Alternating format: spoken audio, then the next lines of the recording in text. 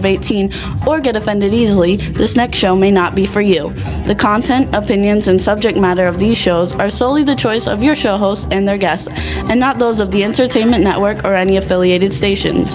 Any comments or inquiries should be directed to those show hosts. Thank you for listening.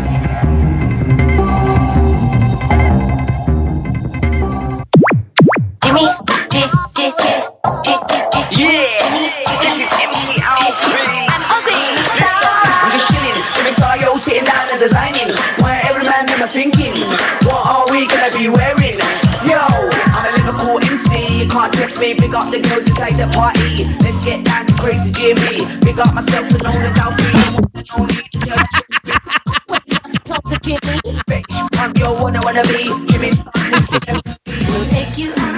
Oh my gosh, that was hilarious. Hello everybody, welcome to the Jimmy Star Show with Ron Russell, bringing you the good times in music, fashion, pop culture, and entertainment.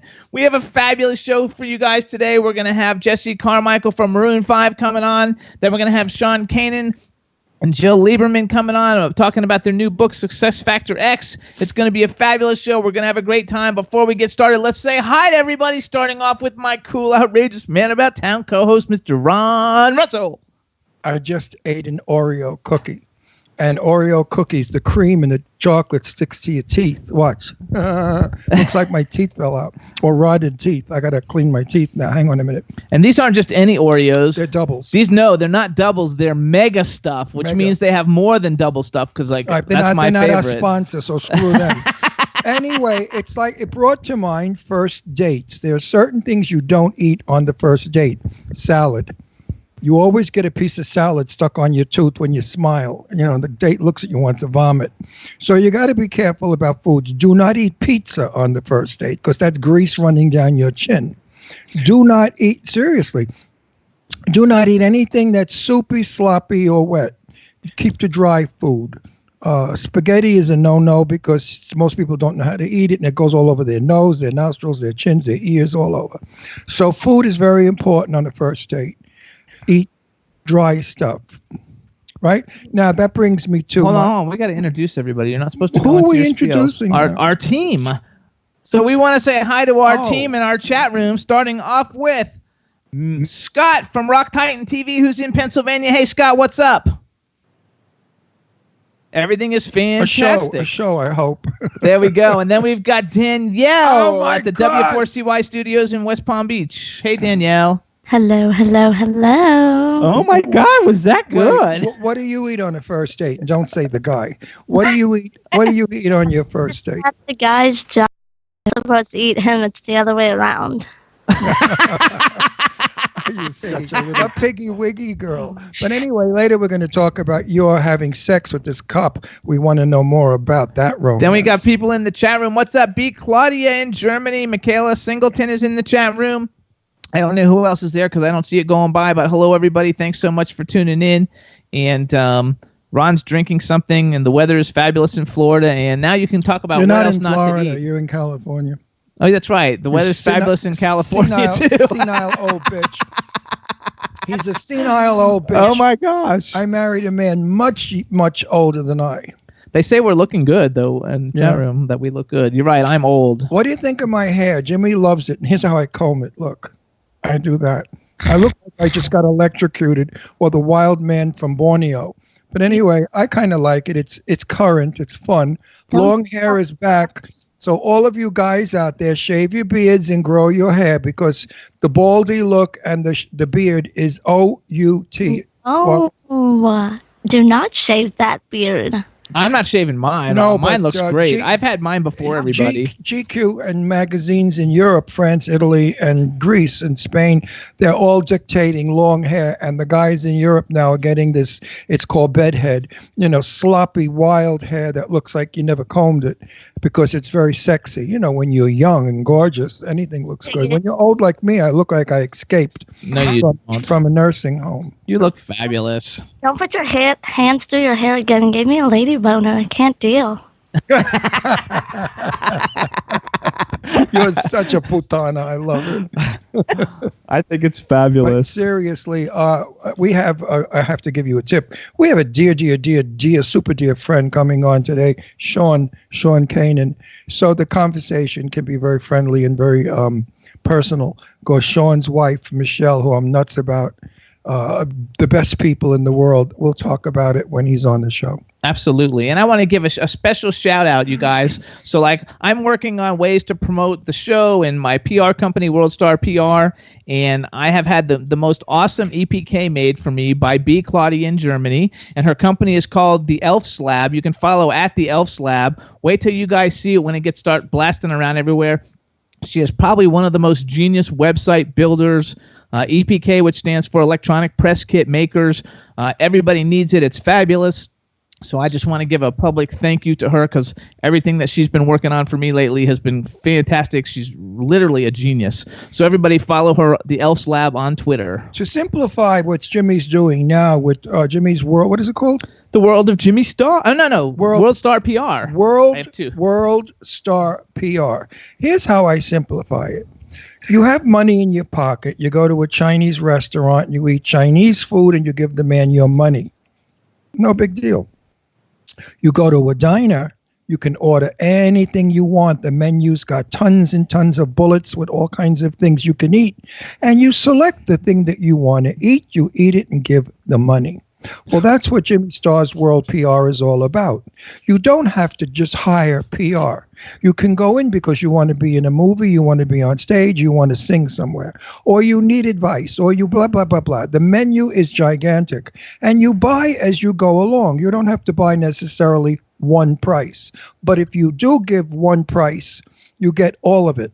So it's a fabulous deal for everybody out there who's trying to break into the business. Because I know years ago when I was a kid of 19, it was very difficult to get in movies, especially when you were so ethnic looking like myself. Jet black hair, very Italian looking. They wanted me to play Spanish or whatever. It was terrible. Nowadays, it's open. It's an open door for everybody. And Jimmy and Eileen Shapiro can help you to get there. Absolutely. Wait a minute, we're not finished. And you pay for what you want. It's selective. You don't have to pay for stuff that you don't give a shit about. It's just the stuff that you want, you pay for. It's the best deal going. Do it now with the best people, because I guarantee you in another 3 months, everybody and their mother's going to be doing this. It's a copycat world. But right now, you can get the best in the business. You can have New York City and Los Angeles. Both coasts, the biggest coasts in entertainment, working for you. Absolutely. And World Star PR is going to be doing, besides PR and publicity, we're going to be doing talent management, bookings. We're going to be doing a record label. We're going to be doing a publishing company. We're going to be doing autograph signings with famous people. Literally going to be like a one-stop entertainment shop for everything that you might need. So it's going to be very cool, and we're working with B. Claudia from The Elf's Lab. Remember that, at The Elf's Lab, because she's like a genius, and she can really set things up for you. Is Eileen in the chat room? No, Eileen is not in the chat room today, everybody, because she's going to meet Billy Idol. Oh, lucky her. Reason. Yes, it's a very good reason, and she told me she's going. It was actually a gift bought to her from Mike from Get Out Magazine. Get Out Magazine. He bought her a meet and greet package, and she told me that she's going to go there and ask Billy Idol who does she have to blow to get an interview. Well, knowing Eileen, that meet and greet, she's only interested in the meat part, not the greet. Okay, Eileen likes big meat, so I'm sure Billy Idol's got big meat. Eileen is there. I mean, women today, like you, my darling, are so open about your sexuality, but you're becoming the men that we're not allowed to be anymore. I think that's horrible. No, because men years ago could come on to a chick and say, baby, I think you're the hottest thing in the world. I'd love to make love to you. Nowadays, women call that rape, and they have you arrested, shot, murdered, and hung by your balls. That's ridiculous. Women are doing it today. Women are absolutely reversing the process of sitting there like demure little virgins. Now they sit there with their legs open and say, get a sniff of this, baby. How would you like to manja? And manja. So the world is going backwards. But I don't know of any men that are having these women arrested. The men are loving every minute of it. So women have taken over, just like sex now. Years ago, a man laid on top of a woman because he was the man. She opened her legs and he banged her. Now women only sit on men and spin around and jump up and down and hum. Men love it. Men lay there like kings with their wangs sticking up to the ceiling, hopefully, and the women sliding down them like fire poles in a firehouse. I totally understand what you're saying. I might have a vulgar mouth, but I definitely do keep Do it. not have. You do not, there's no such thing as vulgar language anymore. It has become the way of comedy. Language today is funny if it's used to be humorous. If it's used in a derogatory, vulgar way, which means like, you want to, that's not nice. But if you're funny, honey, otherwise I would have told you a long time ago, clean up your mouth. Don't, because you're funny and you're sweet. It doesn't come off nasty. And everybody loves you. The chat room's always talking about how much they love you. We're making a friend to the world of you. Now tell me about the cup. Wait, Dee, are you on Twitter? I'm not on Twitter. I'm on Instagram now. Where are you on Instagram? She's on every guy. Let's put it. Hang on, wait. Let's do some things for them. So what's your Instagram? Hold on, let me check. I think it is. Hold on 1 second. It's simply _ D20. What a weird. Why does everybody have such weird ones? Because she charges 20 a throw. Something _ D20. Okay, you guys follow D on Instagram. I'm gonna follow her on Instagram. Scott, I think, is Rock Titan TV. Scott, what are you on Instagram and Twitter? Rock Titan TV. Yeah, Rock Titan TV. There you on go. all of them. But yeah, everything's on my website though, rocktitan.tv. So there you go.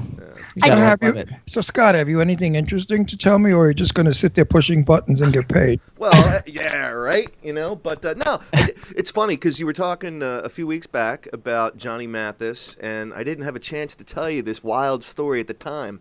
But many moons ago, Johnny Mathis was actually out in Philadelphia at the Valley Forge Music Fair, back when there was a Valley Forge Music Fair.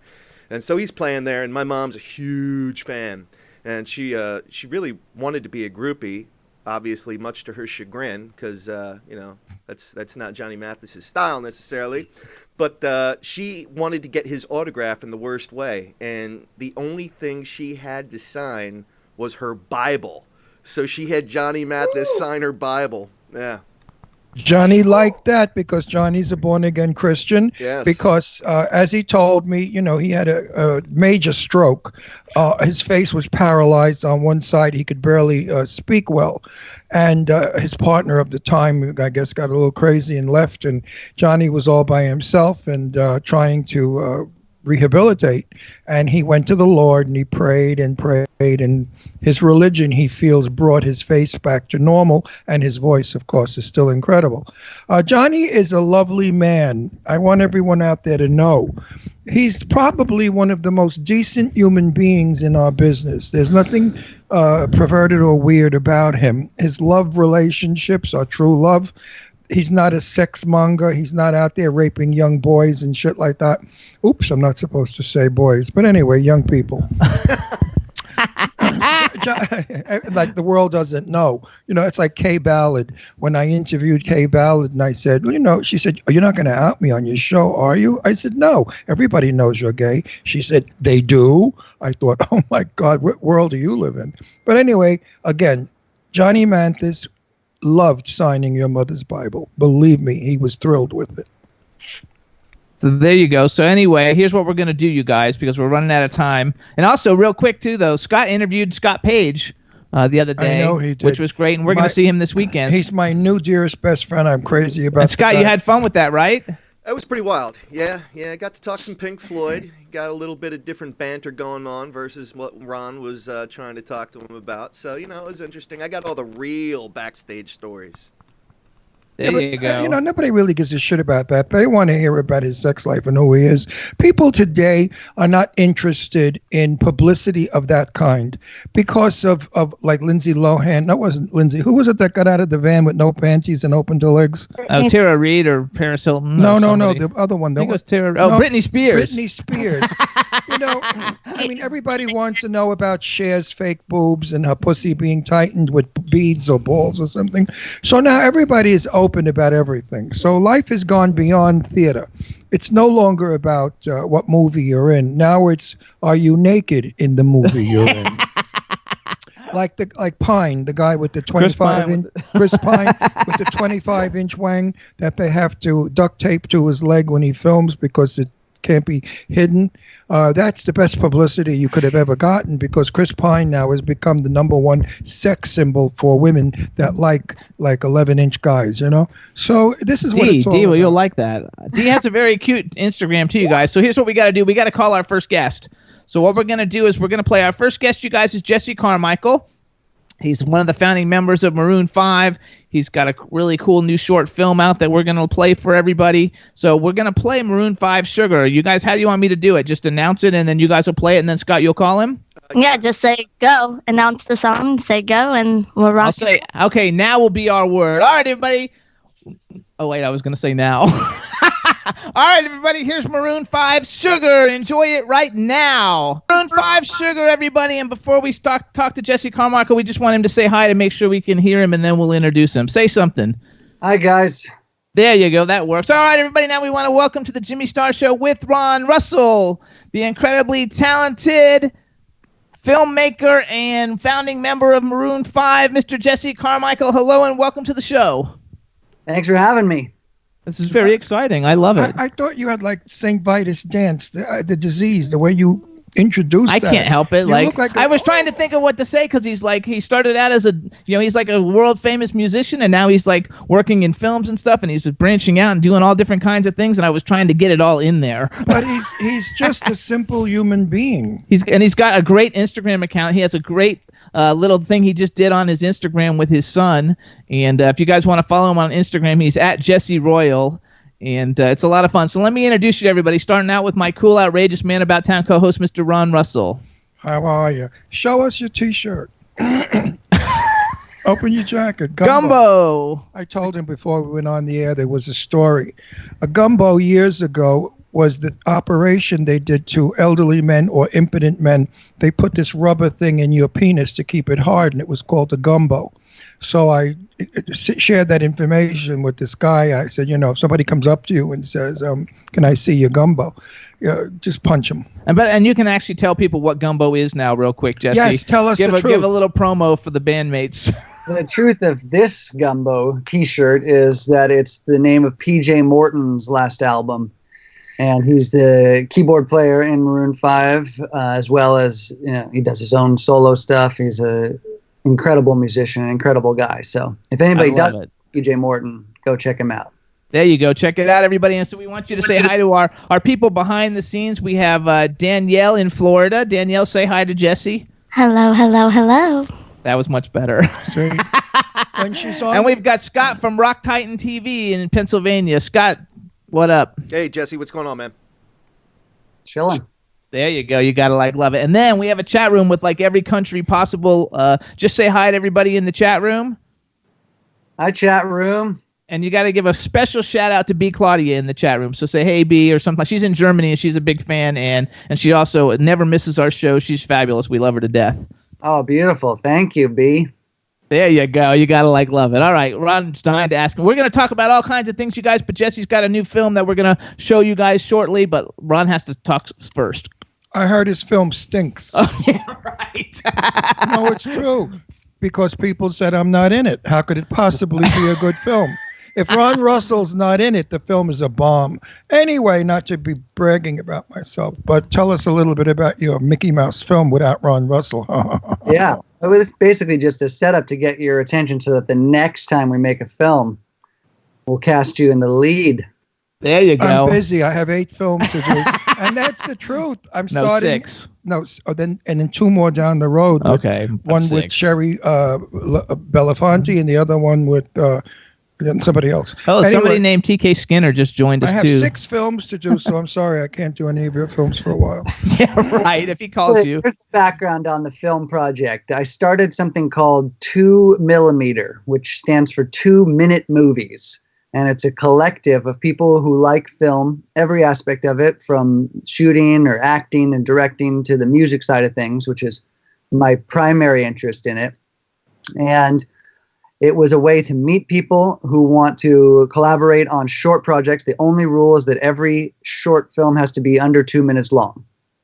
So I reached out to a bunch of people on different social media sites, Instagram, there's a new one called Mixer, and a pair of Indian filmmaker brothers reached out to me and said they wanted to do a short, and they wanted to focus on the concept of violence towards the LGBTQIA community.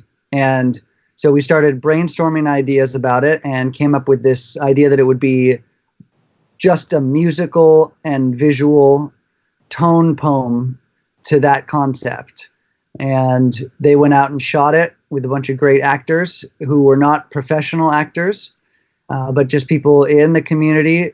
And the concept was to show how they were able to find a safe space to kind of process all the traumatic events that have happened to them in the past.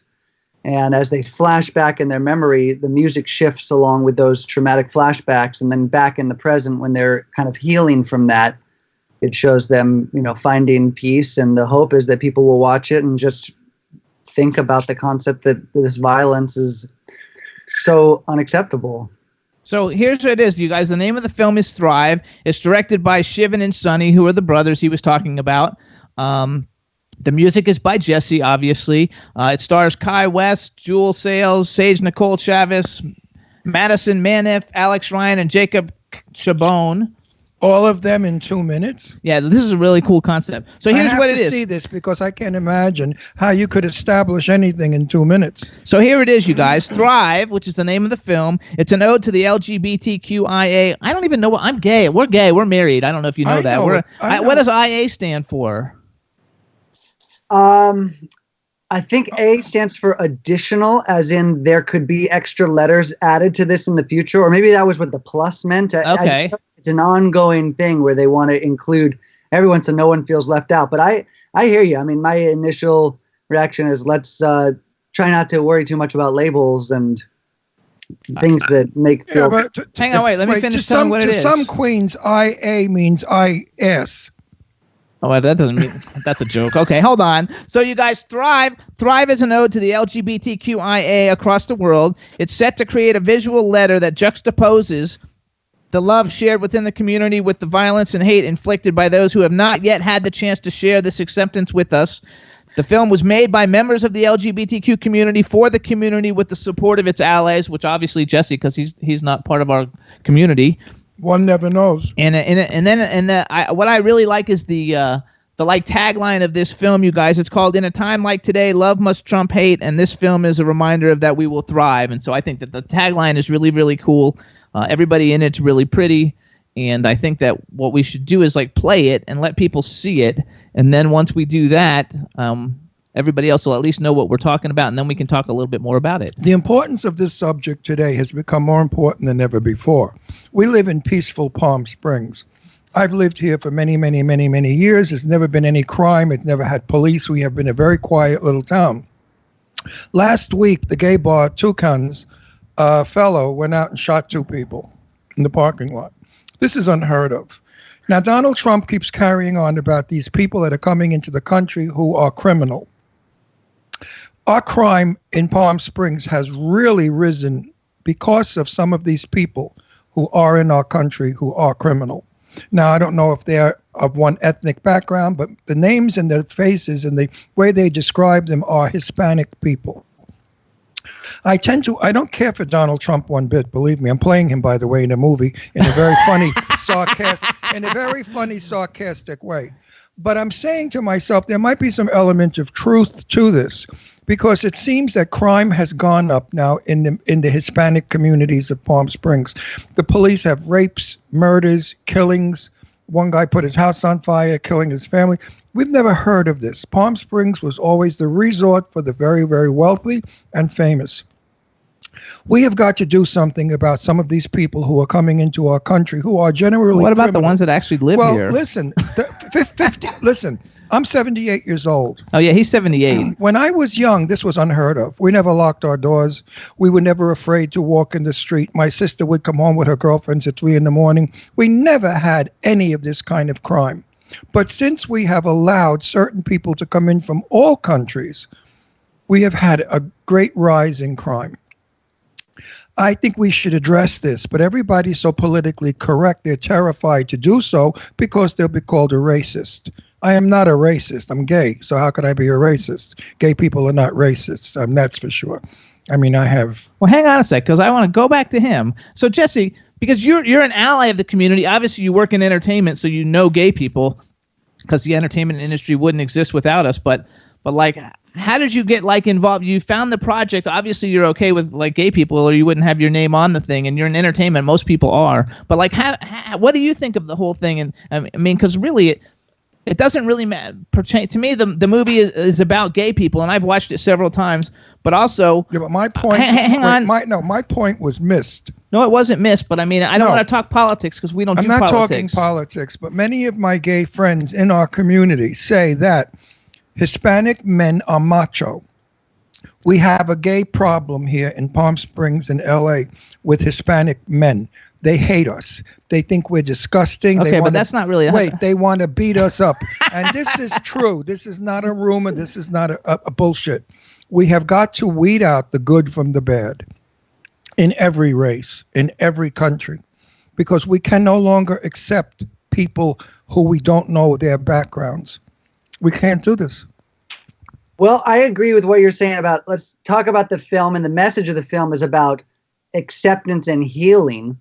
And so the problem of violence that exists all around the world is a huge problem that has to be dealt with, that transcends the concept of borders and immigration. It's about respect between human beings on any country on the planet. So that's where I'm coming from, is trying to put out the idea that differences can be accepted between different groups of people, and that if there is a group of people that has a bias towards another group of people, they can hopefully evolve in their consciousness to not have a knee-jerk reaction towards violence.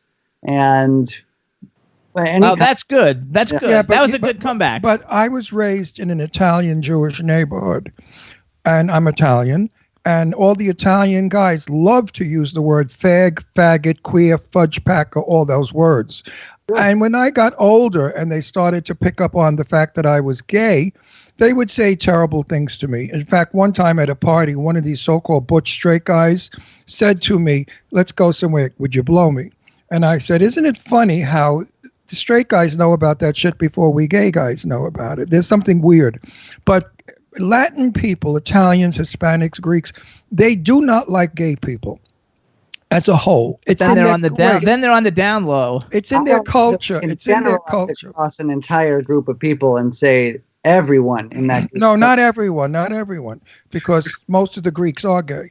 But anyway, no, seriously, all kidding aside, I find that it's homegrown, because my father once said to me, "If you are a fag, I would rather see you dead in the grave than be a cocksucker."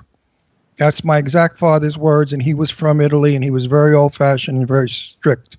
And I was raised with that. And I, through my life, have been called fairy, which I thought was a compliment, because I love Peter Pan, and he's a fairy.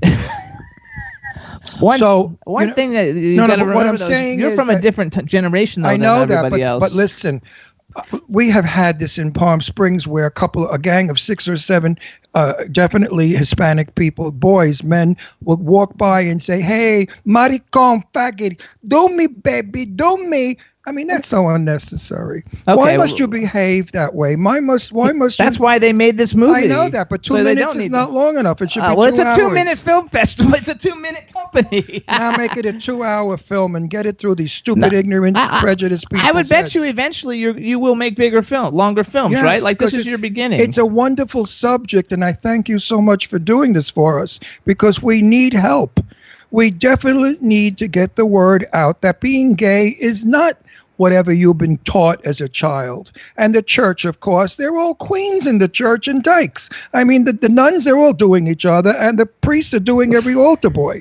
So how could the Catholic religion condemn and put down gay people when they're gay themselves? The Pope is a big lady, I think. She loves her pumps and her gowns. You know, I mean, I really don't give a shit because I'm not religious. Religion has caused more wars. Actually, everybody in the chat room hasn't even seen the film yet, and they're all like, it really needs to be made into a feature-length film. Let's let people see the film. Yes, we need to get this word out there because we gay people... Show it to the people out there who are tuning in now. Absolutely. So here's what we're going to do. So hang on. Listen. So Scott and D. Yes. I'm gonna let Jesse introduce the film, and when he says, and his final words are enjoy the film. After you introduce it and say enjoy the film, they're gonna play it for everybody. You guys got it? Got it. Got it. All right, Jesse. And introduce it. One more thing. When I went to school back in the 50s, Puerto Ricans started to come to our country. They were so hated by everybody. Some of my best friends were Puerto Rico, like Manny Rivera and Gloria Hernandez. Okay, we need to keep... No, but wait a minute. So I'm not prejudiced against any Hispanic people. I'm just prejudiced against the homegrown stupidity of homosexuals should be hurt, beaten, But that can and be killed. from everybody. You don't alienate a thing when it happens with I've everybody. never heard it from Irish, English people. Sure you have. No, I have Anyway, not. we got to play the film. No, I Just have stop. not. We got to play the film. Latin people. I want to play the film. All right, go, Point is Jesse. taken. A movie that we made is about tolerance and overcoming prejudice. So if everyone out there wants to go check out the account that it was made on, it's on Instagram. The username is @2 minute movies written out. 2 minute movies. This is 2mm Thrive, made by myself and the brother directors Sonny and Shivan. Enjoy. How do I get this? Wait.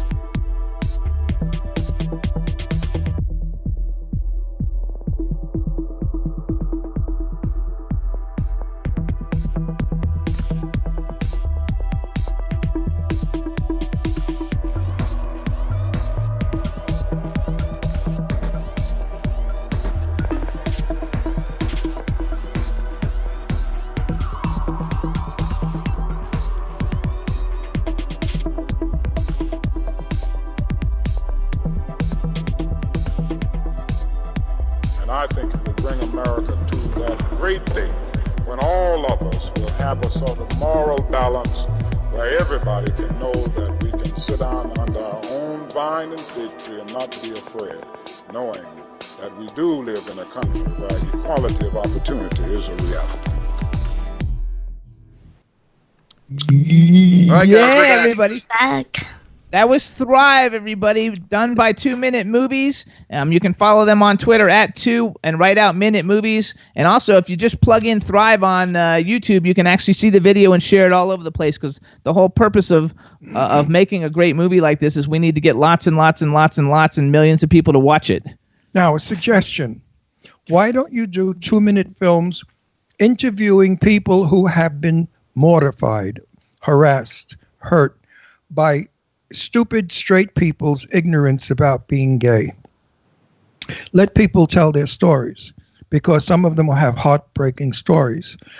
ethnic groups such as I'm half Jewish, so I know what it's like to be called a Jew bastard or a kike or whatever they call Jewish people. That added to being a faggot, and a queen, and a fudge packer, and a homo, is a lot of stuff to carry in your life. But those are words that most people don't hear. Some women hear you're a tramp, big deal. That's like they devastated. They go to a shrink. Do you have a question there someplace? The question, no, it's the statement. I believe that each gay person should have 2 minutes to express their pain and suffering. That would be a cool documentary. That other people have given to them without cause, without reason. Most gay people are funny, charming, sweet, kind, loving, giving. And the people that abuse them are not. My point. Okay.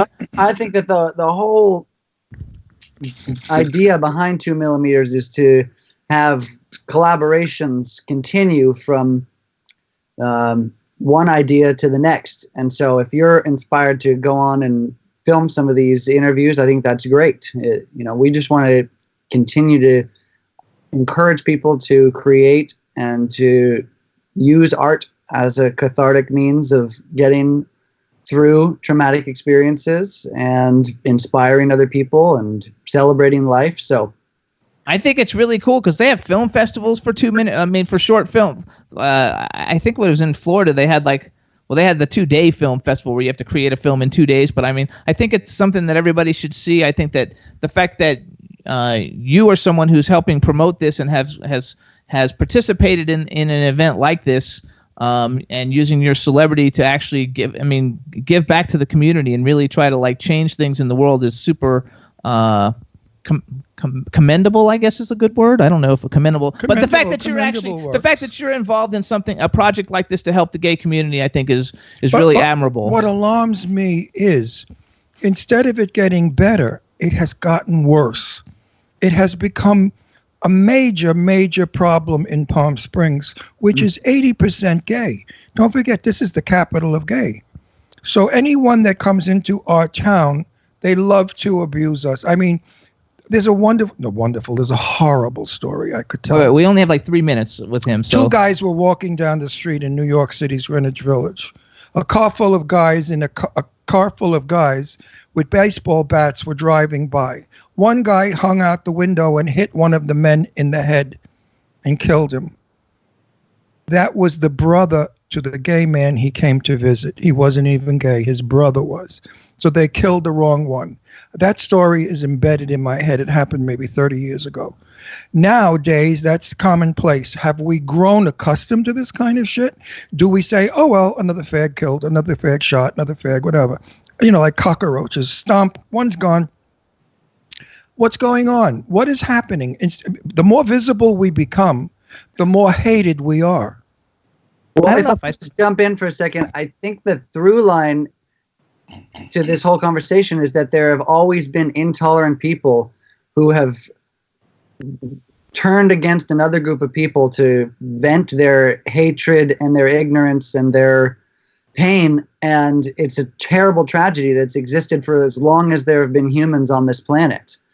And so we've got to find a way to move past that as a species, as an entire species on the planet of human beings. That's my personal belief, is that there is a possibility for us to heal and to come together in a new way. And so we've got to all put love forth and make that be our,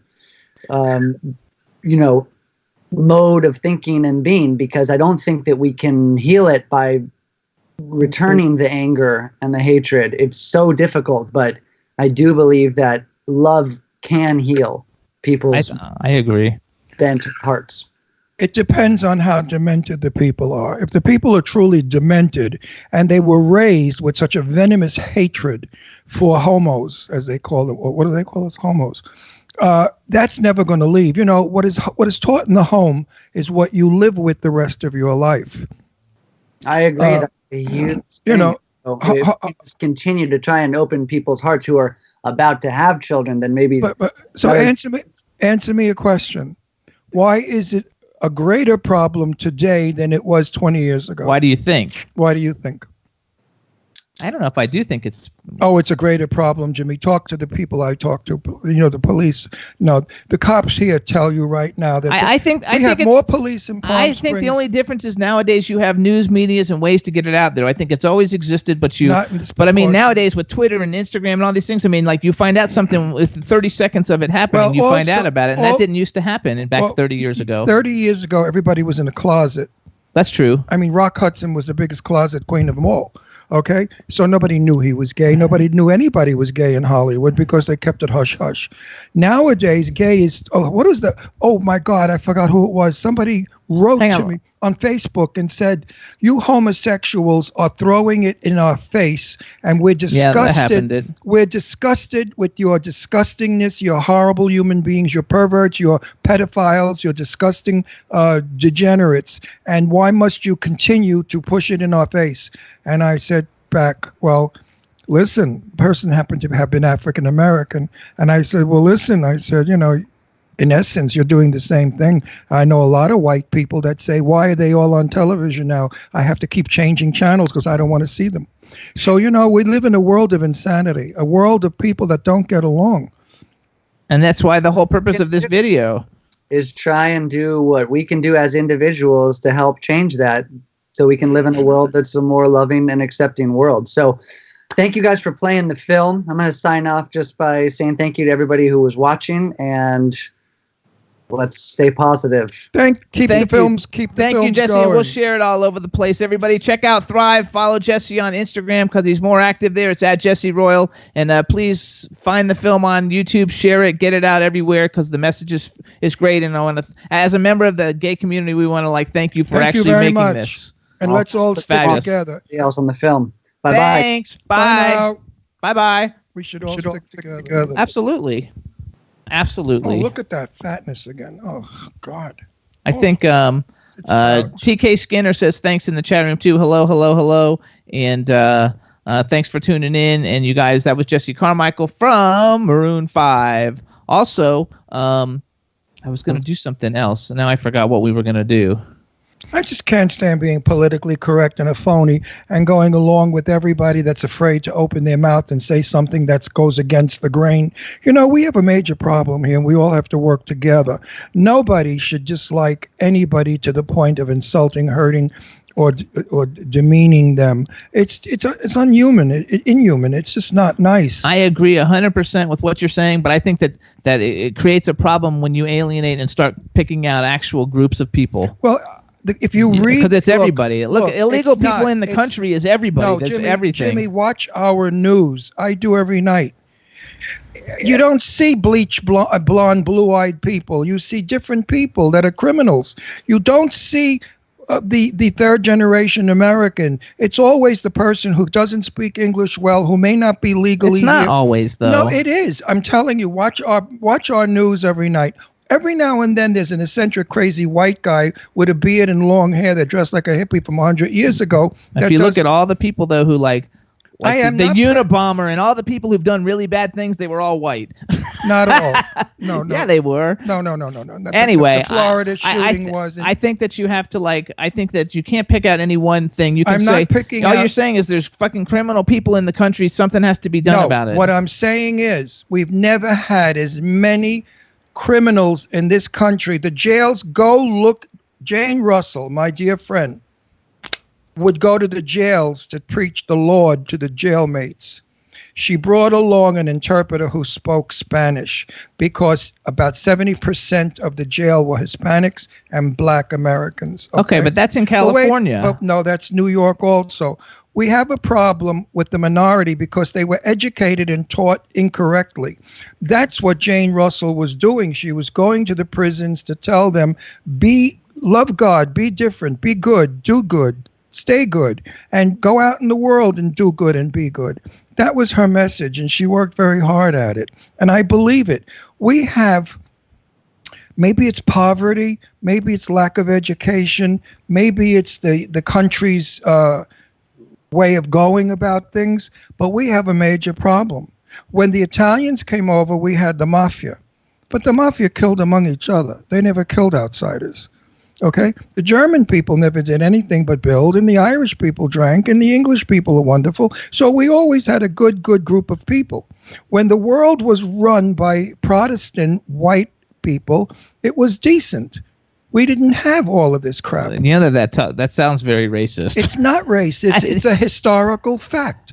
Look it up. What Ron's saying, because I was grateful enough to like have my grandpa and my great grandpa growing up, and my grandpa was first generation American. His family were immigrants from Italy, and my great grandpa was first generation American from France. Like my great grandparents were from France.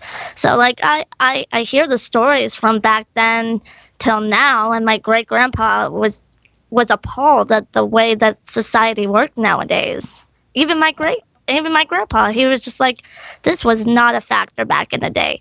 If you were gay, you stayed by yourself. It didn't matter if you were gay or straight. You just stuck to yourself. You didn't sit there and go in somebody else's business or this or that. It was usually the women. Now everybody's in everybody's business, and nobody can mind their own business, and that's what's wrong. And media. Well, what has happened now is years ago, if the landlord found out you were gay living with another man, you were thrown out. If your boss found out you were homosexual, you were fired. Gay people had no rights years ago. I remember gay bars in New York City where the police would come in, raid it, and beat up the gay guys. I mean, really beat them where they bled. And then who's going to go against a cop? So gay people have been abused forever and ever in the cities. Now, you want to talk about crime. There was a time when I would park my car on 3rd Avenue in New York with the top down with sunglasses on the dashboard. Never did anybody steal my car or my sunglasses.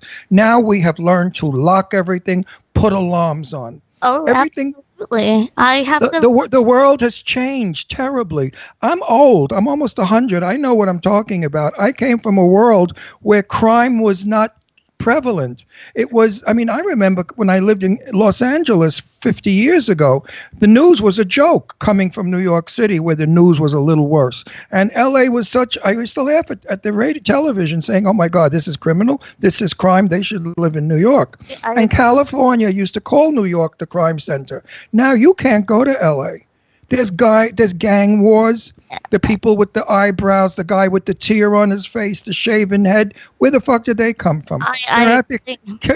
You don't want to walk in L.A. alone at night anymore. Scott, you got anything to say since you're being so quiet? Well, you know, this is, I can talk from years ago. Right. You guys can only talk about what it is today. You've become immune to it because it's part of your culture. It's not my culture. I'm not immune to that, though. Like, I grew up in Ohio also, and, like, you know, Ohio in the 90s. There's a city in Ohio called Milford, Ohio, and even in the 90s, you could leave your door unlocked, and people watched out for people. I grew up in that. You know, it wasn't until I came to Florida I had a culture shock. I'm just like, wow. Well, we all talk today about diversity. There is no diversity. That's a bullshit word that people use to sound cool or to sound unracist. If you drive around the United States, you go to an Italian neighborhood, all Italians. An African-American neighborhood, all African-American.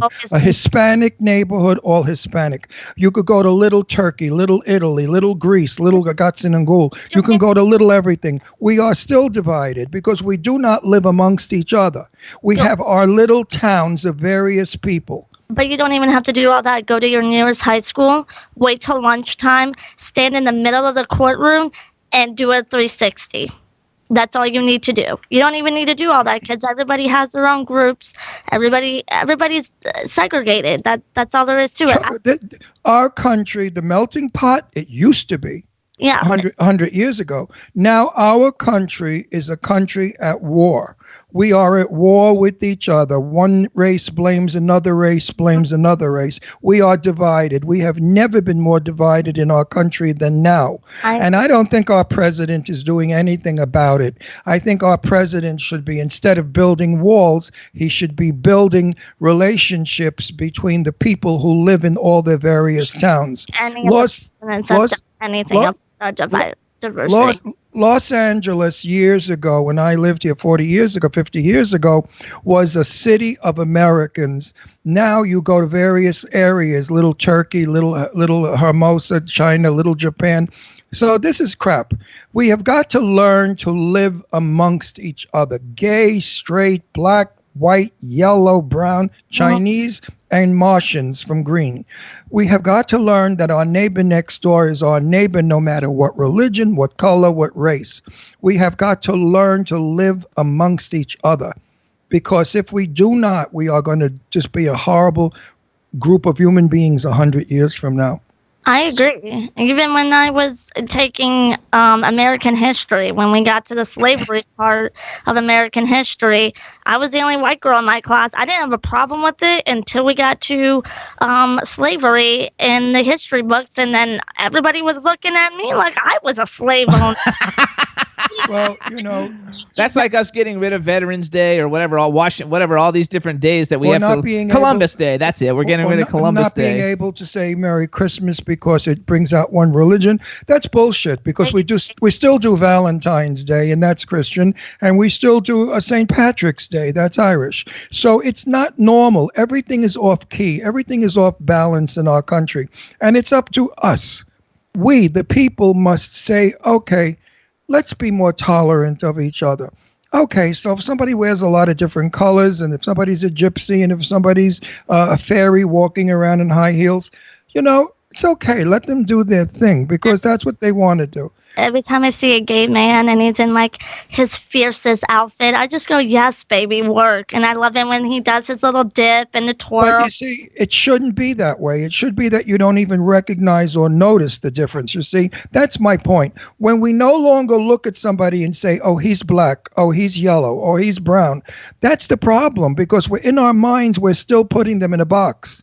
When we can look at people and not see color, not see race, not see religion, that's when we will really be a diversified group of human beings. Agree. It's a simple act of kindness. Hold the door open for somebody. No, fuck that shit. Even that I don't care about. It's called intelligence. It's called, listen, it goes beyond holding a door, believe me. I mean, I saw on Facebook, there was a picture in the subway in New York, a bunch of young people sitting down and a 100-year-old woman hanging from a pole standing up, and not one of them offered her a seat. That's manners. That's manners. That's not what I'm talking about. My goodness. What I'm talking about is groups of people hurting, beating up, humiliating, insulting another group of people because they get a kick out of it. I agree. Because that's what they were raised to do. And it starts at home. I don't care what anybody tells me. Actually, of course it does. TK Skinner in the chat room says we all need, everyone needs to unite. We are all people. And now I know who TK Skinner is. I didn't recognize it at the beginning. So hi, TK Skinner. What's up? How are you? But I was lucky. I was raised I was born in a project in Brooklyn, and our neighbors were black. And Sammy was a little boy that I played with as a child. So I grew up with a very best friend who was black. I have Puerto Rican friends. I have Cuban friends. I have Mexican friends, Italian, Greek. I have everybody as a friend because in my business. And I don't see who they are. I just see what they are. They're good people. They're nice people. It goes beyond that. I mean, like, I'm not sure if you guys are aware of it, but I am disabled. Like, I have a very visible disability. And when I walk outside, like, people look at me like I'm a freak show, and I can't tell you how many times I've been out and about and I can see these guys make bets with their friends to see if they can get me to like dance with them or hit on them or even kiss them because it's a joke to them, like, let's get the little disabled girl to do stuff like that. This is terrible. This is disgusting. Who are these people, and why are you even in their company? Find better company, honey. She's just talking about when she goes out in general. So I just think it's a sad world. I mean, look what they post on Facebook. The people in Walmart, is it? Walmart? Oh, the people of Walmart videos. The Walmart videos. These are unfortunately mentally ill people who dress this way with their asses out and peeing and pooping in their pants. Why do we have to make fun of that? Why do people find that sort of thing humorous? It's not. But like, I do, like, I have scoliosis, so I have a hump on my back. It's not a big one, but it's a noticeable one. But like, people are like, why do you wear tube tops or like off the shoulder shirts? Like, why don't you cover your back? I'm like, why? I don't want Absolutely. Like, no, I don't think you should cover anything up. I can't help that I was born this way. No, listen, honey bunch. As I get to know you, I get to love you, and I think you're a great person. And I think you would make a stupendous wife and partner to somebody. And a disability. My nephew broke his leg when he was 7, and one leg grew and the other one grew shorter. And my nephew refused to wear a club shoe, a built-up shoe. So he walked cockeyed, and he found a lovely girl, and he got married, and they're quite happy. So having a disability is not the end of your life. You can go on and you can live normally. Look at her. She's got a cop she fucks. Hold on. Wait. I want to hear it from Scott. Scott, you have anything to contribute to this whole conversation? Because you've been extremely quiet. Well, I didn't want to interrupt. I mean, we're getting deep here. We're getting seriously deep. I know. We've never done this before, and we're never going to do it again. It's about time that we show the world that we have a brain also. That I'm just not a stupid old man that talks dirty. Well, I'll tell you what.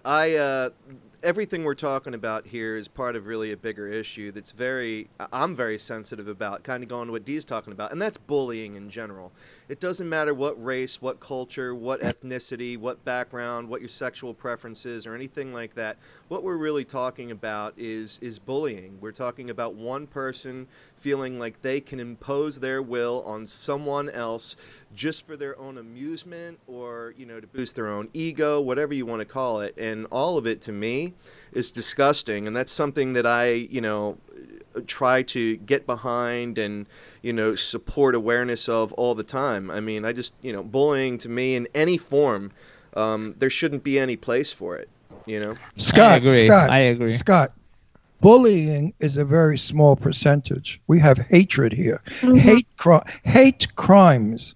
Hate crimes kill people. Bullying doesn't kill you. Yeah, it does. No, it doesn't. It upsets you. No, are you kidding me? If you talk about all the kids committing suicide, there's like 100,000 kids a month or something committing suicide that's a whole different for being bullied. That's a whole different subject. If I had a support system growing up, I don't think I would have been here today. I literally, for 3 years in elementary school, middle school, and high school, it didn't matter. I came home crying 90% of elementary, middle, and high school. I came home crying because people were just so mean. It wasn't until I was 21 years old that I decided to get a hold of myself and realize that I'm a very beautiful person and my personality will shine throughout everything. And my favorite quote that I stick to is, my disability does not define me. I define my disability.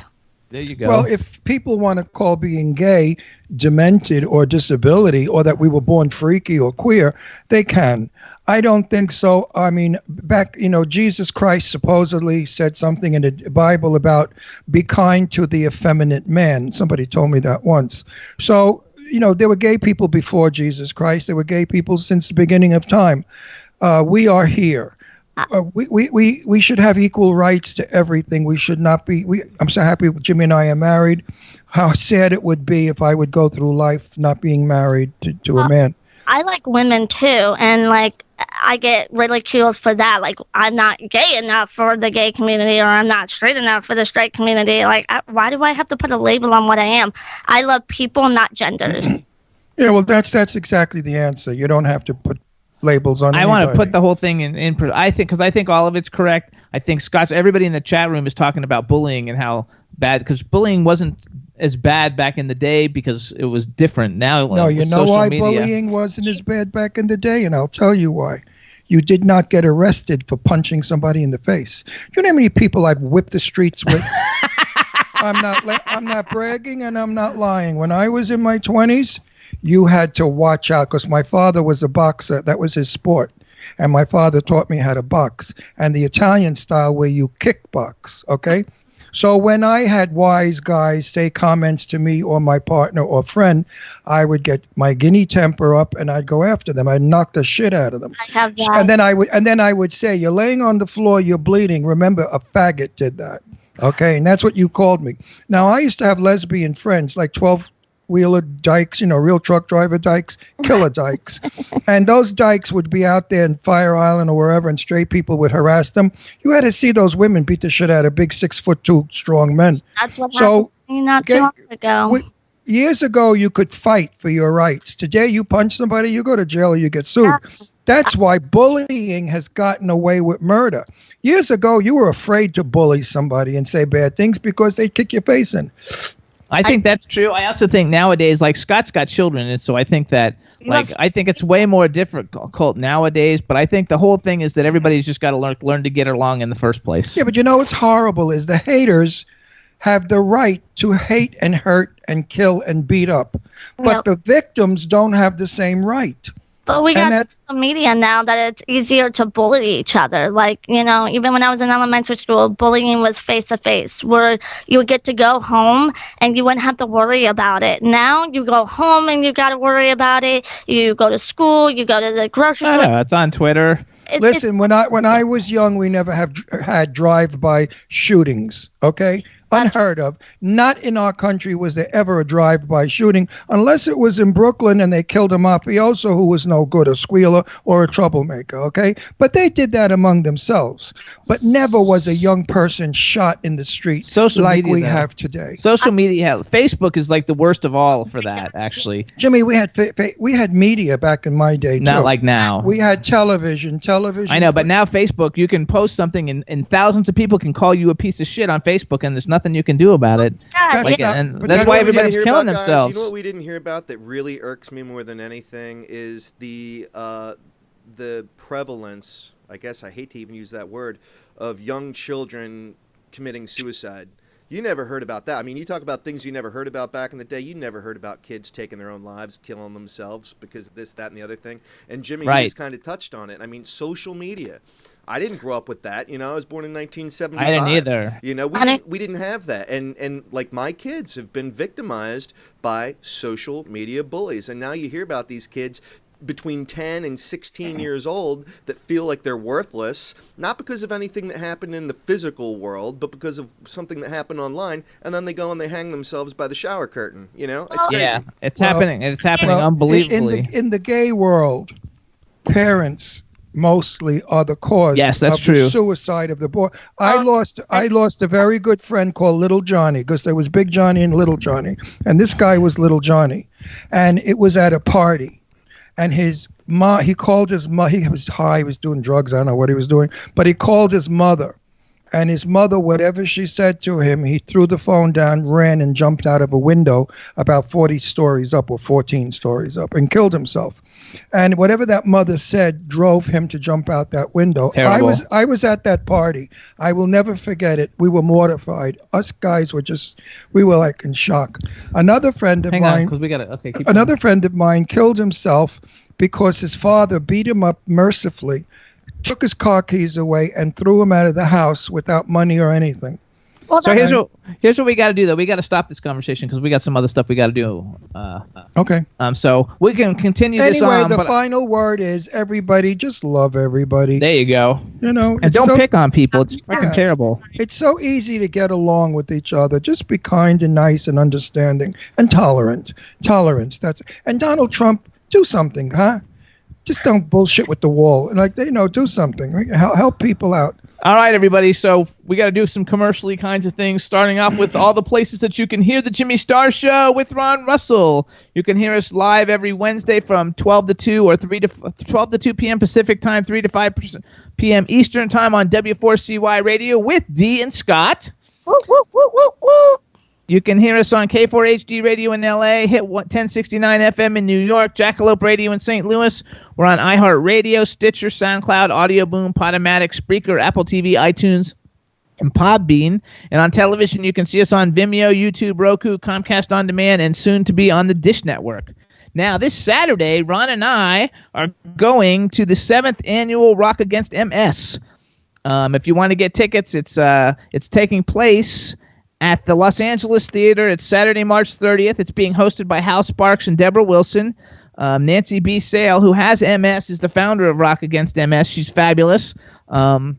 To get tickets, you can go to rockagainstms.eventbrite.com or just go to rockagainstms.org and click the button. We're going to have performances by Marky Ramone, Greg Hetson from the Circle Jerks and Bad Religion, Steven Adler from Guns N' Roses, Stephen Perkins from Jane's Addiction, Michael Devin from Whitesnake, Matt Starr from Mr. Big, Ace Von Johnson from Faster Pussycat, Tiffany, Gretchen Bonaducci, who was on our show a couple weeks ago, Phil Buckman from Fuel, Johnny Martin from LA Guns, and there's probably like 20 other people. It's going to be a great, great event. It's going to be a lot of fun. I hope that if you're in the LA area, you get tickets. They're only $35.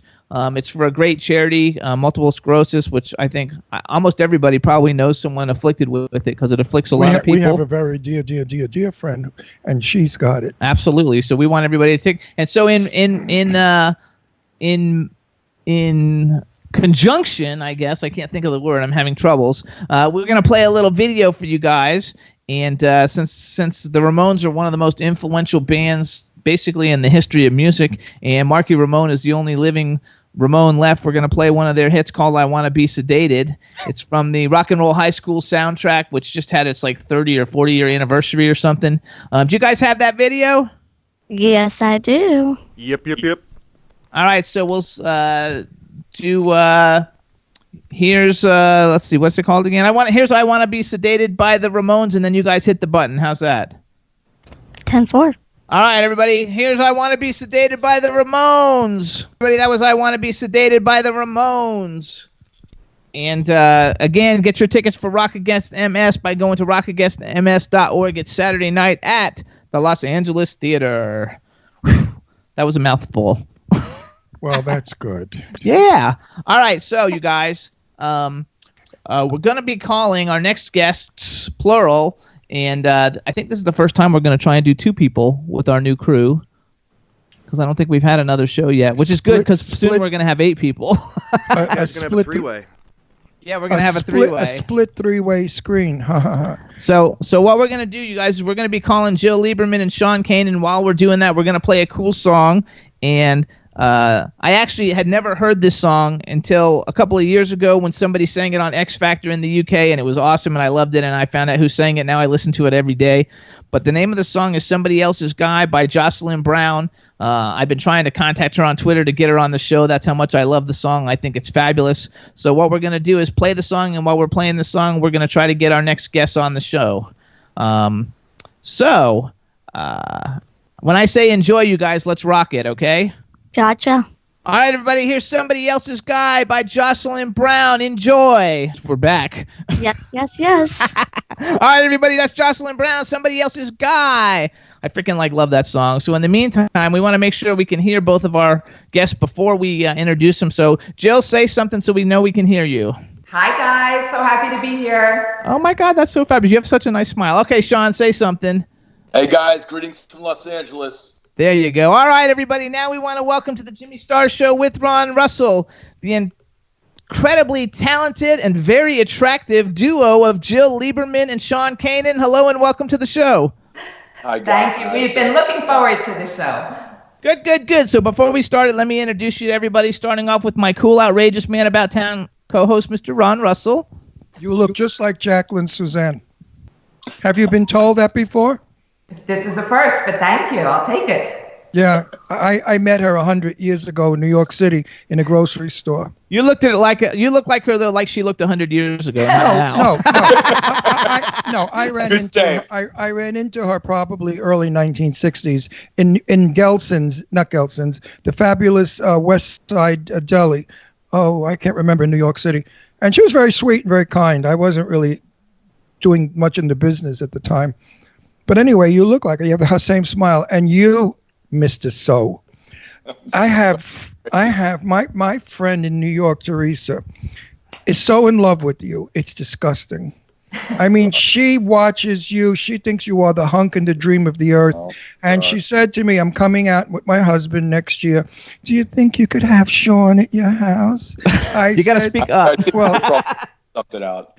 I said, as long as you don't touch him. Otherwise, we'll FaceTime him. No, I said, as long as you don't grab him, touch him, kiss him, stick your tongue down his throat, or do any of that stuff, yes, I will invite Sean and Michelle to have dinner with us so Teresa could sit there. the food drooling out of her mouth. She thinks you're the most gorgeous thing in the world. I do too. At 52, I'll take that. Let me tell you something. I know you in person. I've seen you good days and bad days. You're always good looking. You are the kind of guy I always wanted to be, sexy. See, I was always pretty, good looking, handsome, bullshit like that. No one's ever said sexy. I think you're sexy.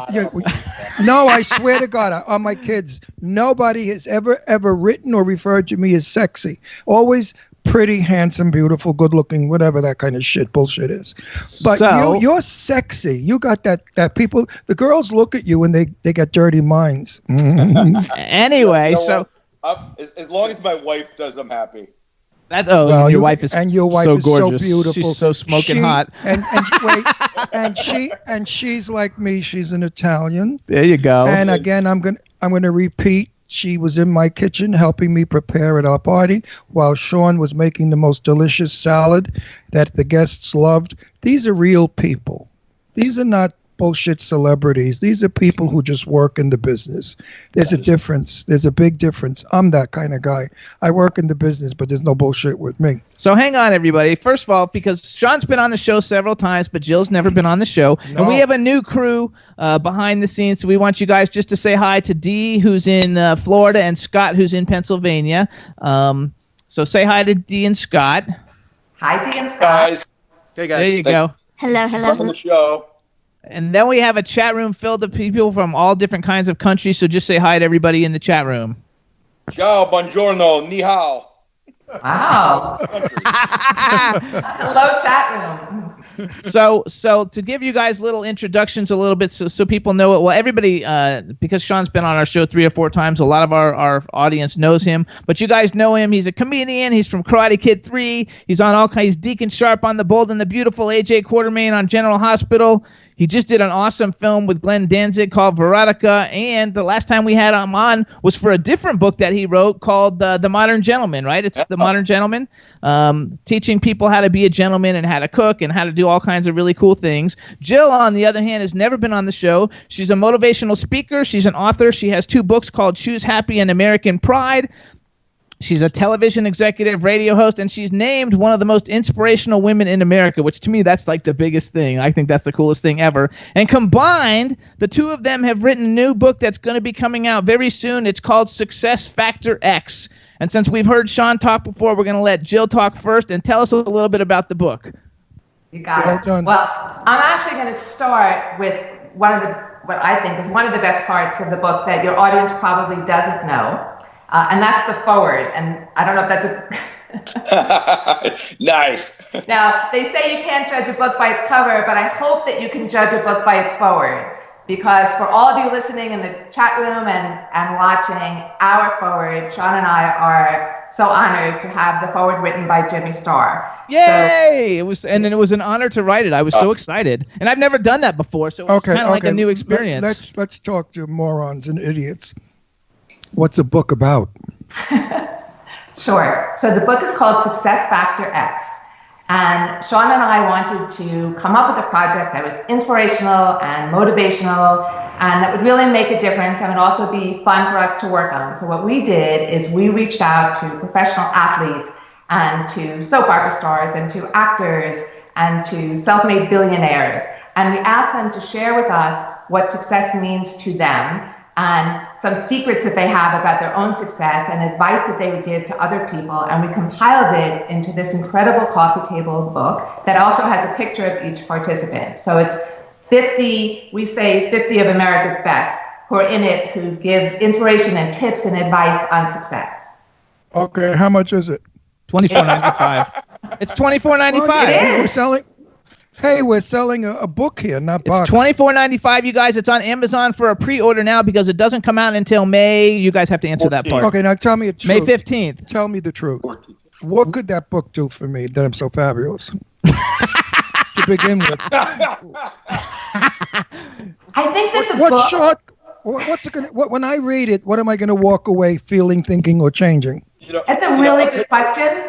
I hope that it'll give you insight into the way that other successful people think. And I hope that the takeaway will also be that a lot of people that we see in the limelight, people that we see that have fame and fortune, and we think, you know, that's not attainable. One takeaway is that it really is, because a lot of it is mindset and just setting your mind to thinking, I can do this, this is possible. And also the takeaway is that the people in the book and people we know who a lot of us admire, they weren't born that way. They worked for it, they earned it. And the book shares tips and secrets on how they actually got there. So I really think that wherever you are in life, if you're, you know, Ron Russell, Jimmy Star, and you already have a show. How about me? How about me? How about me? I bet you're me too, you know. Listen. Hold on, wait. Let Sean answer that question. Wait. Let Sean answer. One more thing. You don't think chutzpah has any? Oh, chutzpah, Jewish word for guts. You don't, or balls. You don't think that chutzpah has anything to do with fame? You know, well, fame and success are not necessarily the same thing. I know, because a lot of people know us and we're not rich. But I think confidence has a lot to do with it. Definitely believing in yourself and being willing to take a chance to succeed, because a lot of people are afraid of failing, so they don't really go for that success. Well, I can contest to this because I'm 78 years old and I've got 6 movies in the oven right now working and 2 more down the road at 78 years old. So I preach against ageism, and I say that you're never too old to do the things you want to do in life. I started in 1959, and it took me all these years to get movies to do. So, you know, be patient. Now, Sean. Let Sean answer the question that we had her answer. Can I punch you around? No, because he was going to respond, and then you interrupted, and I wanted to hear what he had to say about the original question that she answered. You got the biggest mouth. No, I don't. Of course I do. Oh well. Sean, tell us your idea about the book and what she was talking about, so you get to say. You know, here's the thing. I think we can all agree that we live in one of the most divisive atmospheres that this country has seen in a really long time. Yes. And Jill and I wanted to come up with a project that would act as a bridge, as a conduit to unify rather than to divide. So the first thing we had to do was just decide what was the medium going to be. And we decided that a book would be a great medium. Then we decided what was the subject. And success is something that really is a nonpartisan issue that everybody can get behind. We all want success for ourselves, for our loved ones. Success is one of the pillars that creates a happy life, along with health, the quality of our relationships, etc. So we reached out to all these different people, and you look at how expansive it is, between Mark Cuban and Anthony Robbins to Daryl McDaniels from Run DMC, and famous athletes. And while all of these people are successful, they've all done it in a very different way. And what was interesting for myself and for Jill was to look at the common denominators that you would find in the success that all these people achieved. Let me explain what I mean by that. My acting teacher, the late Roy London, used to always say, I've got more in common with a successful plumber than I do with an unsuccessful acting teacher. And by that, he meant that the very same steps that one generally takes to become successful, you kind of have to employ them no matter what you're doing. And yes. So the majority, almost to an individual, the people in the book, they don't talk about success in terms of, the external trappings and monetary success and fame. They talk about it in terms of the ability to inspire a wide range of people, the ability to love, the ability to feel connected.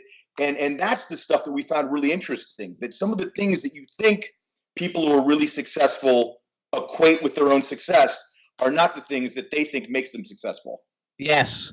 I have a funny story about that too. I'll be the judge. Because it's not really funny. It's just it's a tidbit that people, I think, I like it, so I'm going to tell you anyway. How's that? No, because he just mentioned nap time. Daryl DMC McDaniels and Casey from Casey and the Sunshine Band. Oh. And back 15 years ago, I was Elton John's guest at a concert, and sitting next to me was Daryl McDaniels on one side and Casey on the other. Yeah.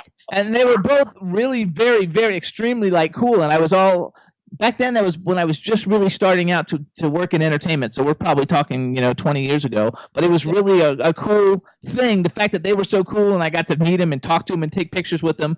And I was Elton John's guest. That was cool. I'm about to fall asleep. Oh well, who cares? So we should tell people too, though, because some of the people. Let's talk to the blonde. She's pretty. Hang on. Some of the other people that are in this book, you guys, and I only wrote down some of them, but we've got Jason Alexander. Everybody knows Jason Alexander. Corbin Burnson, James Cullen Bressack, who's a friend of mine who I know. Bobby Brown from Bobby Brown Cosmetics. That's a huge one. Mark Cuban, it doesn't really get much bigger than Shark Tank. Mark Cuban. Martin Kove, who we met at an Oscar party 2 weeks ago or 3 weeks ago. Don King, the boxer. I mean, you have a very wide variety. You have athletes here. You have the one I think that to me was the most amazing to me, just because I was like, how in the hell did you do this? But you got Prince Lorenzo de Medici, who's like a freaking actual prince of the de Medici family. I mean, that's like huge. He's a fascinating guy. Jimmy, that's the thing. Some of these people are household names that you're going to know right away.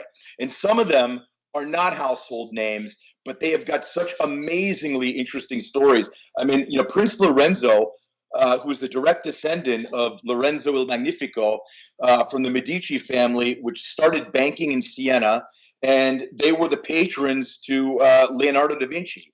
And it's just really interesting to hear from a guy whose family is synonymous with success all through the Italian Renaissance. Absolutely. And Ron, you're Italian, so you should appreciate that. I know all of this stuff, and Sean should be Italian. He could be like me, half Jewish and half Italian. What's wrong with that? Huh? What? You got to talk. Ron, you and Michelle look like you could be related. You know what? I love my Michelle because she just is so cool. She stands there. She doesn't move a fucking muscle. She just turns her head and looks at you, and it's instant love. No, really, the woman can send out kisses without kissing. You know how some people have to go, all that bullshit? Michelle just turns and looks at you and gives you that little baby smirk. And I'm crazy about her. I think she's the bestest. So we've also... Wait, don't go. Shut the fuck up for a minute. Listen, in April, Jill, we're married, by the way. She might not know that. I don't think anybody doubts it after seeing the teaser. Anyone who's married can recognize it. Sean, I'm inviting you and Michelle to a dinner party at our house in April. I don't have the date yet because I'm shooting a film in Arizona. Jill, where do you live? I live just around the corner from the studio, actually, from where your studio is in Florida.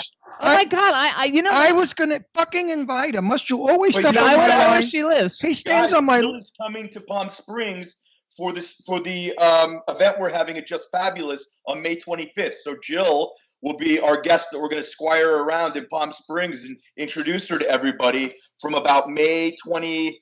Actually, Jill, we're going to go down after we do Good Day LA on May 22nd. We're going to drive down to Palm Springs and we'll be there till the 26th. There you go. Okay. So you're going to meet these guys. Yeah, it's going to be fun. Wait a second. If you're available on the 28th, come to the house for dinner.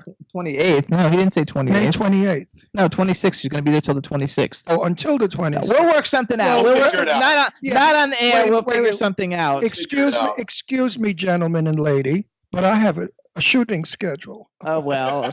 No, hold on. Excuse me. Jill, I'm from Florida. I'm doing my second movie that I'm not allowed to give the title out. Why the fuck I don't know. Years ago we did pre-publicity. Today everything is hush, hush, hush, hush. Right. Anyway, my second movie is when? I don't know. You don't have dates for anything yet. It's coming up. How do they do movies? They don't give us dates. What do they do? We just stand around waiting for them? Anyway, going back. Sean, Jill, help me with the business nowadays. You know what they say, Ron? They said we don't get paid to act. We get paid to wait. I know that, but years ago it was so definitely. They said they gave you a contract, and the contract stated the days that you would work, and it was nice. Now, no contracts, no days of work. Hang on, go back to Jill. Jill, are you a native Floridian? I'm not. I'm a native New Yorker, but I've been in Florida for a long time. Because I lived there for my first 48 years in West Palm Beach. Jimmy, how about that? Jimmy, she's Jewish. That doesn't mean anything. She could be from Boca. Everybody in Florida is Jewish. That's why I moved there. I lived in Boca, darling. Hang on. With all the Yentas and Yaknas. You guys want to hear something interesting about this book? Yes. Jill and I put this entire thing together, and Jill and I haven't seen each other in 15 years. So this entire book was done with, phone calls and emails between myself and Jill and our participants. And, we were thinking about it, and that in itself is absolutely, a certain type of success, because to be able to communicate that well with a partner and to not have problems and to be able to pull this off without any sort of real face-to-face time. I mean, sometimes I can't believe we actually got it done. Right. So now you're in your promotings when you start doing book signings. That'll be the first time you're together then. And you know what I can't believe? You know what I find unbelievable? I read what Jimmy wrote, and I said to Jimmy, "Who wrote this for you?" I didn't know that he knew those words. I didn't know that he could sound so intelligent. You know that he's never read one of my books ever? I have like a lot of them. His books insult my intelligence. They do not. I don't read that kind of shit. I have a self-help book out. I don't need you need self-help. I don't. Anyway, hold on. I want to go back to the book. So first of all, everybody, the book is called Success Factor X. And you guys should follow Success Factor X on Twitter and Instagram. It's at Success Factor X. Sean on Twitter is at Sean Kanan, and Jill is at ChooseHappy365. The actual numbers 365. So follow all of them on Twitter. Help promote the book. Some other people that are in the book: Eric Roberts. I love Eric Roberts. One of the greatest actors of our day. Tristan Rogers, who was on our show a couple of months ago. Tristan is a friend of ours. We love him and his wife, Terry. Jonathan Shake, who's been on our show twice. I don't know if that's how you pronounce his last name, Shake or Shake. Yeah. Jonathan Sheck, he's been on our show. He's a great guy. Ken Shamrock, isn't he like an MMA fighter? Ken Shamrock is an absolute pioneer in the MMA Hall of Fame. Yeah, that's what I thought. I remember him from back in the day. And alive. Man, he's like one guy you would never want to piss off ever in a million years. Why? Because he's like an MMA fighter, those cage fighter guys, and he's like one of the an MM what? What's that? Anyway, don't worry about it. Everybody else knows what it is. And Jerry Springer, you got Jerry Springer in this book. And my God! And Frank Stallone, who I love Frank Stallone's music. I know Frank, and I know his mother. I was at many parties with him. In fact, his mother wanted to read my ass at a party. She asked if I could drop my pants. I brought Jane Russell, my best friend. No, he's telling the truth. No, I brought Jane Russell, my best friend, to a party, and I said, "You want to meet Sylvester Stallone's mom?" And she said, "Yes, I would like to." And Jane's a little hard of hearing. And I said to Sylvester's mom, I forgot her name, I said, Jackie. Oh, Jackie, right. I said, "So Jackie, I'm happy Good job, Sean. that you're Italian." She said, "I'm not Italian. I only fuck Italians." So Jane Russell said, "What? What did she say?" And Jackie said, "You heard me, sister. I only fuck Italians." So Jane Russell busted out. And now Jill's having a total mental breakdown. Heart attack. John's used to it. No, Jane I'm used to it. Russell was hysterical laughing. She couldn't stop laughing. And he was there. The son was right next to her. And I don't think he appreciated what Mom did. And then Mom proceeded to say, "Ron, drop your pants. I want to read your ass." Look, the woman's wild. She's totally out of control. But I like Jackie a lot. I haven't seen her in years. And Frank Stallone is a phenomenal singer and musician. And handsome, too. He is like phenomenal. I follow him on Twitter, and I listen to his music all the time. So what was the hardest thing about putting this whole thing together? Was it the fact that you guys weren't like next to each other? I mean, for me, Jill, it was the fact that we were dealing with, Jill and I were 2 of the 50 people. So we were dealing with 48 very successful, very busy people traveling everywhere and, trying to gather all the elements from each person and get them situated for the time that we were publishing was, I lovingly say it was like herding kittens. And how hard was it to find? I mean, because like you both have big names in what you do. Like, was it? And I'm sure putting yourselves together from other people who are out there who are thinking, oh, they'd like to write books, or maybe people who are famous who want to write books. How hard was it to find an actual publisher? It probably wasn't hard for you guys because you're both so well known in your fields.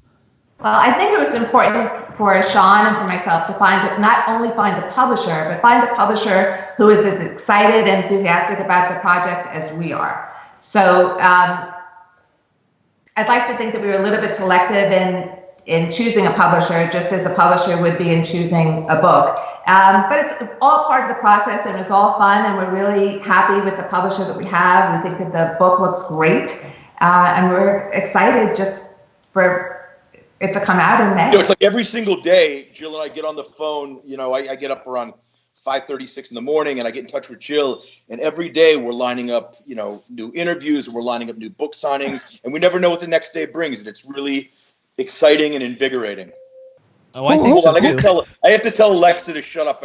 I have vegetables in the oven. Alexa, stop it. Who came up with the idea for this book? I think it was really a group effort. Alexa, don't make me tell you again. Stop it. It really was a group effort. So Sean and I met, as we said, 15 years ago when my first book, American Pride, came out, because Sean was a participant in the book. And I remember his birthday very well, it's in November, because it was around the time of our first book signing for the book, which Sean actually came out for, which was in Washington, D.C. Yes. So I called him on his birthday to wish him a happy birthday. And I think I called him at a time of reflection, because it was a milestone birthday for him. And while he was grateful for everything in his life, just at the moment that I called him, he was reflecting on things that maybe he'd still like to have in his life that were missing. So we were talking about that, and we said, you know what, let's collaborate on something. Let's do a project that would be meaningful and inspirational. By the way, the book also revenues benefits the American Red Cross, so we're really proud of that and excited to be able to contribute to that charity. So we were talking about it, and it just kind of evolved. We hung up that conversation as writing partners. So it really, truly was a joint effort. Both of us kind of came up with it together. So Jill, tell the truth. Now I'm going to ask you a question. Don't lie to me. Did you have a crush on him when you met him? Oh, stop it. Come on. Oh, he's so cute. Stop Everybody in Palm Springs has a crush on him. He's a married woman. That doesn't matter. Married people. I'm married. Were you married 15 years ago? Minute, First of all, ask her. I'm married. I have a crush on you. Why not? You know, every guy in Palm Springs has a crush on him, and women. He's adorable. He's handsome, and he's so sweet, and he's a darling person. Well, hold on, Jill. Were you married 15 years ago? I was married 15 years ago. So what? Sean was not, but I was. Listen. She said Sean was hot. Okay. How many No, women? Sean was not. Oh, it was not. Oh. Wait a minute. I heard it, so don't worry. Wait. How many This is how women? things start. How many women, while having sex with their husbands, fantasize? Oh, come on, Ron, for God's sake. No, stop it. Don't be a prude. It's true. It's true. No! She's not going to say No! that. My friend Teresa, who has a crush on him, I'm sure was dreaming about him. Her husband banging her. I mean, come on. That's what it's all about. Look at him. Ron Russell's out of control. Look at him. Look. But I will say, as I'm sure you He's know, so shy. Look at her. Very nice things about you. Hang on. Sean, as a business partner, is fabulous. Thank you. He truly is. He's so professional. He's so organized. He's funny as anything. A lot of times, maybe without trying to be funny. He's just funny. He's a great communicator. He's a fantastic partner. We're back at you. We saw his partnership. We saw his stand-up, and he's pretty good. He's funny when he talks about. He's funny. So he is a comical guy. You know what hurts him in the comedy is he's so handsome. Usually, most comedians are ugly, and that. Look at Joan Rivers and all Phyllis Diller. You know, they made fun of themselves. He can't possibly go on stand-up and make fun of himself because people would say, "Get the fuck off the stage." Believe me, there's lots of material. Trust me. No, but you cannot say something like, I woke up this morning, looked in the mirror, and vomited. You could never say that because... Have you ever gone drinking with me? Well, maybe. Yes, I have been in your company when you've knocked back quite a few. Yes, I love it. So we want to tell everybody also, though, because I want to see if we get some pre-sales out of this. So you guys, the book is actually available on Amazon right now for pre-order. It comes out May 15th. It's not a little shitty, flimsy book. It's a coffee table book. It's hardback. It's beautiful. It's got pictures of all the people that are in it. Sean and Jimmy wrote the foreword. I wrote the foreword. Jill and Sean both have their own chapters in it. Plus, they write a beginning and an end, and the conclusions that they come out with the end. I'm privy. I've read it. It's fabulous. You guys are going to really like it. And this book is something that really has something for everybody, no matter what level of success you are. If you're just getting started, or if you're already a millionaire, it's still got stuff that you will find interesting, appealing, and helpful as you developing your course in life. Even me, who's Even you. Well, you'll like the pictures. No. Even me who's face fabulous, body beautiful, personality perfect. Yes, even you. Oh, will I get something out of the book to become better than I am, which is not possible? Well, first of all, after you read it, you can use it to put your plate on at dinner when you're eating. It's a big book. No, now listen, boys and girls, let's sell this book. Please put it on my Facebook page, and I'll shoot it out. I'll put it up. Put it up. I'll shoot it. I will read it. So you guys, can you send us an autographed copy? We're not going to have them till probably mid-May, but yeah, for sure. Okay. So I can read it. I'll quick read. I don't read. We're going to the book signing. Of course we are. But I quick read. You know, if I don't like it, I don't read also, it. you guys, Eileen Shapiro did great interviews. Go to thehollywooddigest.com and plug in Sean Kanan, and there's an article with him. And go to the Indie Source magazine. There's a great article with Jill about the book and her part in the book. And coming out sometime today, if you go to starsandcelebs.com, the Sean interview is being again published there, and there'll be some other places that it's going to come out with Jill. Read all the articles. They all have links to buy it, and that way you guys can pre-order it and get it ahead of time. Did all the guests in the book volunteer, or were they paid? No one was paid.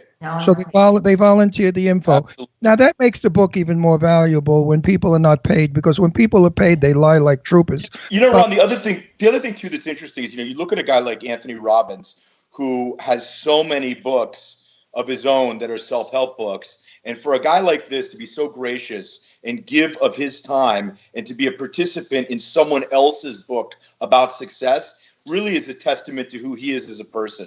And, he really walks it like he talks it. And Jill and I are both eternally grateful to him for doing this. To everybody. And not only were they not paid, the content that they submitted was original content. So it was heartfelt. They took the time to think about it. In other words, it wasn't reprinted from, something that was found online. They really wrote it specifically, each participant, for the book. So we appreciate that. I believe free speech is real speech. When you pay somebody to say what you want them to do, it's baloney. But when they come of their own, they say what they want, and that's when it's real. So I think your book is going to be a hit, and I think it's going to be very interesting. And I will read it, and I will critique it. Excellent. And I've already critiqued Jimmy's opening forward because I don't know, he must have called what's that thing I talked to get to spell words? Siri didn't help. Alexa didn't help me write it. He must have said to Alexa, what's an intelligent word for there? No, not at all. Not at all. But I also think though the fact that you guys are both so well known in your fields, and Jill, because I actually Googled you, Jill, when I very first found out about the project at the very beginning, because I was like, okay, I know Sean, he's got a lot of fans and he's very successful and everybody likes him. And when I Googled you, I was like, oh my God, like you are so accomplished. You've accomplished so many things. So much. In the world of motivational speaking and helping people. This book is a natural fit for you and everything that you do, and the fact that you get to put your 2 cents in because you wrote one of the chapters and everything about it, I was super, super impressed. And I thought, wow, Sean did really good here with this whole thing because his first book was a hit. He was fabulous in it, and teaming up with you, I think you guys have turned into like a powerhouse duo. Like a powerhouse author duo, and I do really believe that the book's going to be incredibly successful. And I want to thank you guys too, just for asking me to write the foreword because I was super honored. I was shocked that you asked him to write the foreword. Really. I said, Jimmy, it's not a novel. What are you going to write about? Vampires and ghouls and zombies? Come on, what are you doing? And then I read it, and I did question him. I said, Jimmy, you didn't write this. Somebody else wrote it. He said, no, I didn't. And I wrote it in only 2 days, which is quick for me. Jimmy really is quite an intelligent. He looks stupid, but he's really a very intelligent guy. And you, Blondie. When you come to our house, you're going to have fun because we laugh all the time at our dinner table. We are demented people. You are going to have such a good time. And for you, I'll make potato latkes for all of us. Unbuttered, delicious. I love it. So everybody, we've only got a minute to go. So this is Sean Kanan and Jill Liberman, you guys. Get the book. It's called Success Factor X. Follow them on Twitter and Instagram at Success Factor X because they're always putting up really cool, inspirational things and links to buy the book. You can follow Sean on Twitter at Sean Kanan. Jill is at ChooseHappy365. We want to thank you guys for coming on the show. Can't wait to see you so much. At the book signing. Yeah. And we want everybody on the planet to get this book. And so please, everybody, get it. And you guys, thank you so much for coming on the show. Can't wait to see you and get Love hugged. you guys. We'll see you soon in Palm Love you Springs. back, and baby. Jill, I'm going to see you soon in Palm Springs. Couple Yes. months. After Yes. 15 years. Yay! All right, guys, thanks. Great success with your book. I will. Thank you. Bye. Bye, kids. Bye. Toodaloo. Yay! All right, everybody. So we had a great show Look with you how guys. pretty! Look how pretty she is now in the She's close-up. gorgeous. Oh yeah. You know who she looks like? My old friend Andrea King.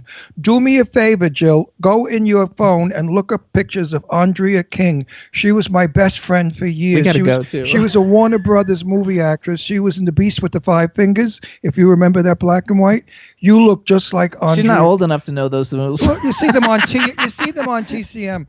You look. We gotta go, you though. Look exactly like. And Andrea King was beautiful. Look her up. You look just like her. All right, you guys. Thanks so Bye, much. guys. Bye. D and Scott. Thank you And guys so much. We'll see you guys next week. Sean, my love to Michelle. All right. Absolutely, Ron. Take care. Okay. Bye, baby. everybody. You guys, we'll see you next week. We've got the guy from John, somebody from the Membranes. Now I forgot his name. John Robb from the Membranes coming on next week, everybody. Thank you so much, and we'll see you all next week. Bye. Bye, guys.